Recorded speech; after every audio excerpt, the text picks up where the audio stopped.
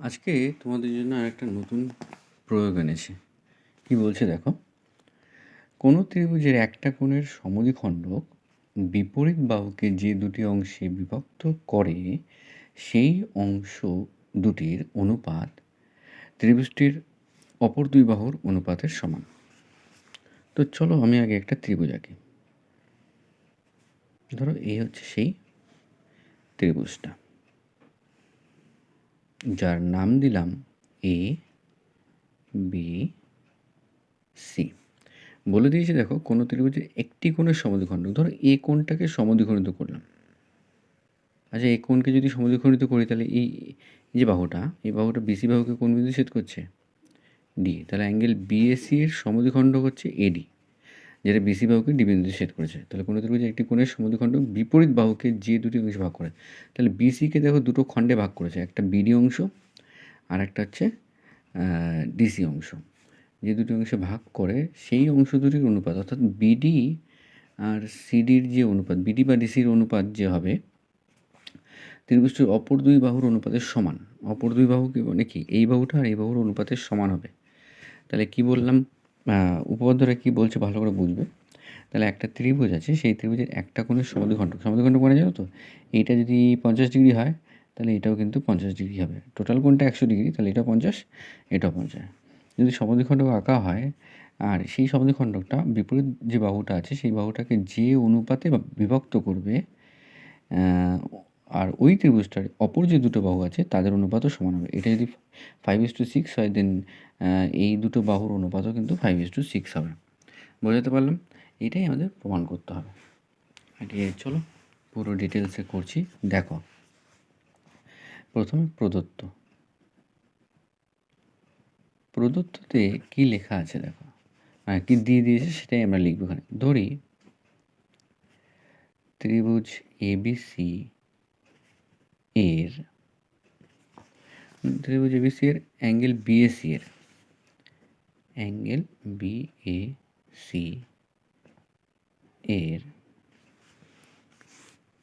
BAC এর সমদ্বিখণ্ডক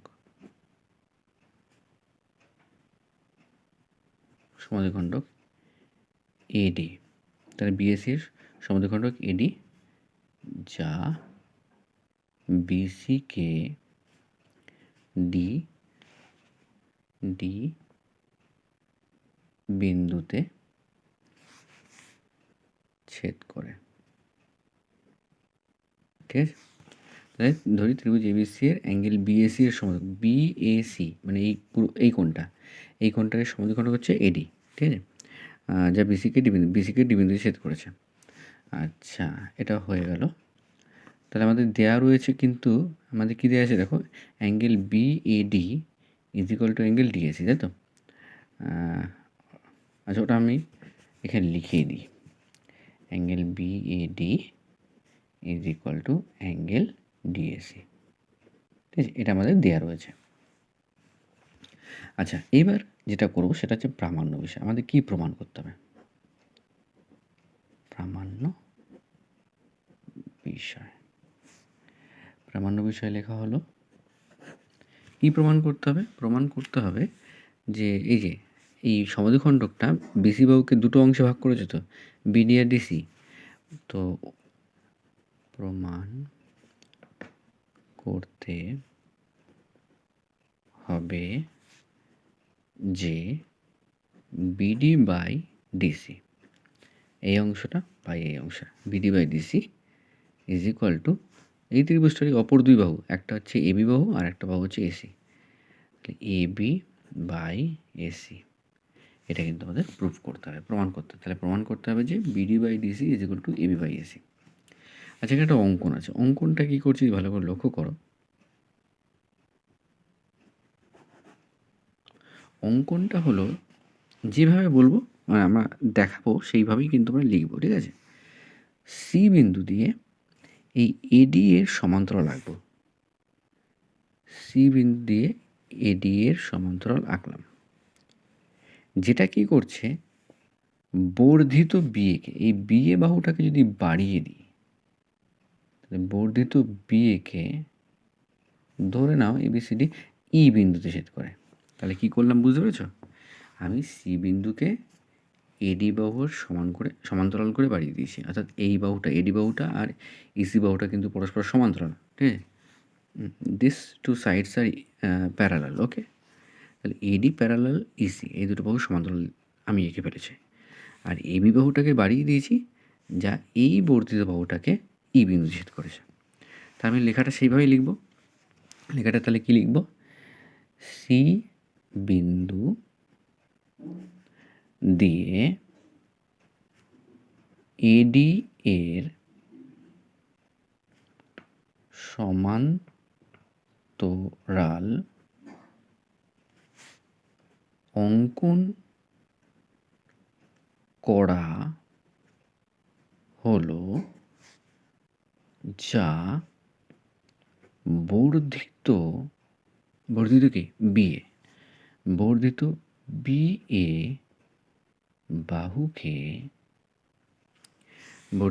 বাহুকে কি কোন বিন্দুতে? ই বিন্দুতে ছেদ করে। ক্লিয়ার?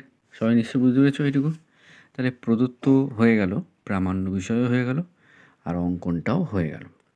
এইবার যে আসল কাজ সেটা হচ্ছে প্রমাণ, যেটা আমরা করব। চলো প্রমাণ। আমি তোমাদের একটা কথা বলি, যখনই তোমরা এখন উপপাদ্য করবে না, তোমাদের খাতার বাঁ দিকটায় ছবি আঁকবে। মানে তোমরা সবসময় উপপাদ্য বাঁ দিকের পাতা দিয়েই শুরু করবে। এখানে কি পাতা উল্টাতে হতে পারে, যেমন দেখো আমি যদি এখানে করতাম আমার পাতা বারবার উল্টাতে হবে, ঠিক আছে? ছবি একদম এখানে দেখতে পাবো, এখানে অঙ্ক করবো, ওকে? আচ্ছা, প্রমাণ করছি। দেখো প্রমাণে কি হচ্ছে। আচ্ছা, এই এডি বাহু আর ইসি বাহু তো পরস্পর সমান্তরাল, তাই না? তাহলে সমান্তরাল যদি হয় তাহলে এই অ্যাঙ্গেলটা আর এই অ্যাঙ্গেলটা পরস্পর অনুরূপ কোণ। লিখতে পারি তো? চলো, এডি সমান্তরাল, এটা সমান্তরাল চিহ্ন, এডি প্যারালাল ইসি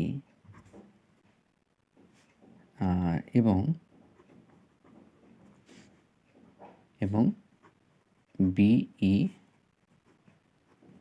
ছেদক।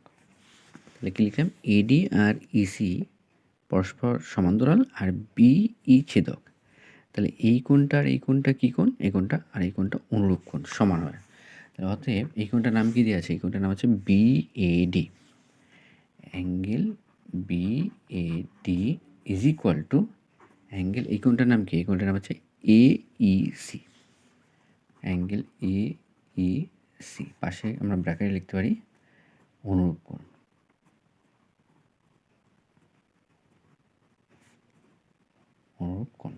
ওকে, কোনো অসুবিধা নেই। একইভাবে আচ্ছা, এই কোণটা, এটাকে একটু গোল চিহ্ন দিয়ে দিই। এই কোণটা আর এই কোণটার নাম হচ্ছে DAC. Angle DAC is equal to, এই কোণটার নাম কি? এসিই। অ্যাঙ্গেল এসিই।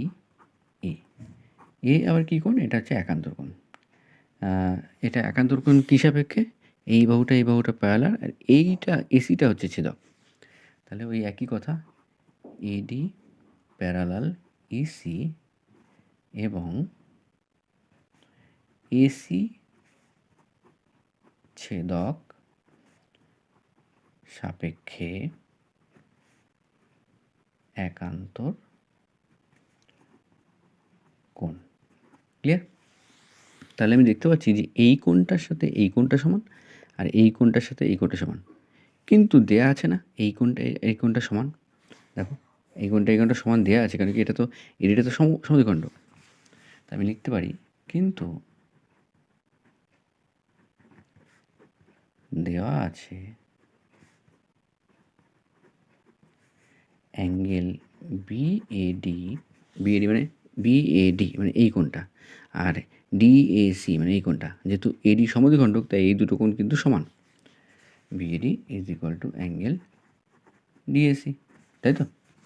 ওকে, তাহলে বিএডির সাথে কে সমান? এ, আর ডিএসির সাথে কে সমান? এ। তাহলে এরা দুজনে কি পরস্পর সমান না, তাই তো? তাহলে অতএব angle A E C is equal to angle A C E. কোনো অসুবিধা আছে? আচ্ছা, এইবার এই যে দুটো কোণ AEC মানে এই কোণটা আর ACE এই কোণটা, এই দুটো কোণ তো সমান আমরা এক্ষুনি পেলাম, তাই তো?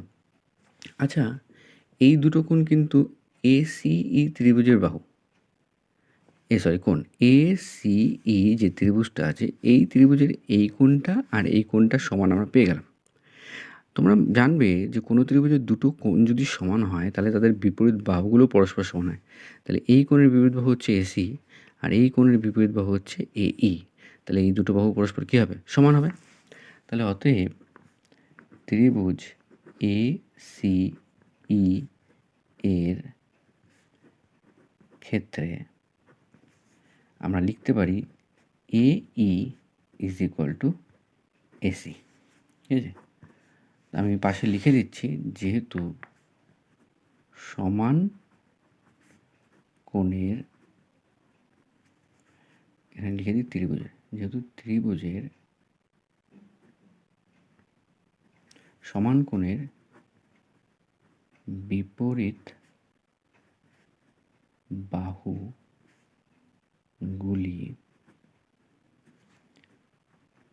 সমান হয়। ক্লিয়ার? এটা লিখে দিলাম। আচ্ছা, এইবার পুরো বড় ত্রিভুজটা নিচ্ছি, ত্রিভুজ BCE। ত্রিভুজ BCE এর ক্ষেত্রে কি না, AD বাহুর সাথে EC বাহু সমান্তরাল, ক্ষেত্রে AD প্যারালাল EC। তো যেহেতু এই BCE বড় ত্রিভুজটার ক্ষেত্রে এই বাহুর সাথে এই বাহু সমান্তরাল, তার মানে আমরা কিন্তু থ্যালেসের উপপাদ্য ব্যবহার করতে পারি এখানে। থ্যালেসের উপপাদ্য ব্যবহার করে কী লিখতে পারি? এই যে ত্রিভুজটা আছে এই ত্রিভুজের এই বাহুর সাথে এই বাহু সমান্তরাল যেহেতু, তাহলে আমরা লিখতে পারি এই বাহু বাই এই বাহু ইজ ইকুয়াল টু এই বাহু বাই এই বাহু। ঠিক আছে? তাহলে অতএব থ্যালেসের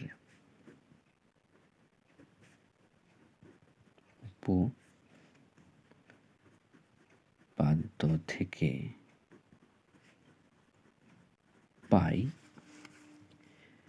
BD বাই DC মানে এই বাহুটা এই বাহুটা এই বাহুটা বাই এই বাহুটা ইজ ইকুয়াল টু এই বাহুটা বাই এই বাহুটা। ক্লিয়ার? তাহলে সব is equal to AB by AE। কোনো অসুবিধা আছে? আচ্ছা, বা BD by DC is equal to AB by, দেখো আমাদের প্রমাণ করতে দিয়েছে BD by DC is equal, ভালো করে দেখো আমাদের প্রমাণ করতে দিয়েছে কি BD by DC is equal to AB by AC। আমাদের দেখো BD by DC is equal to AB by এই চলে এসেছে AB। তাহলে এইটাকে AC করে দিতে পারলেই হয়ে যাবে। আর আমরা দেখো এক্ষুনি প্রমাণ করেছি এই মানেই কি AC। তাহলে যেখানে এই লেখা আছে সেখানে আমি ইজিলি AC কিন্তু লিখে দিতে পারি কি, তাই তো? তাহলে আমাদের উপপাদ্য প্রমাণ হয়ে গেল। এখানে কি আমাদের বলে দিয়েছি এই বাহুর সাথে AC বাহু সমান, এক্ষুনি প্রমাণ করেছি আমরা। ঠিক আছে, তাহলে ব্যাস হয়ে গেল প্রমাণিত। পুরো ডিটেলসে আমি করে দিয়েছি, তোমরা ভালো করে দেখো, বারে বারে দেখো। আমি সমস্ত কনসেপ্ট এখানে আলোচনা করেছি। খুব সুন্দর একটা অঙ্ক, তোমাদের পরীক্ষায় আসার মতন একটা অঙ্ক। সবাই ভালো করে দেখো, প্র্যাকটিস করো। ওকে, চলো টাটা।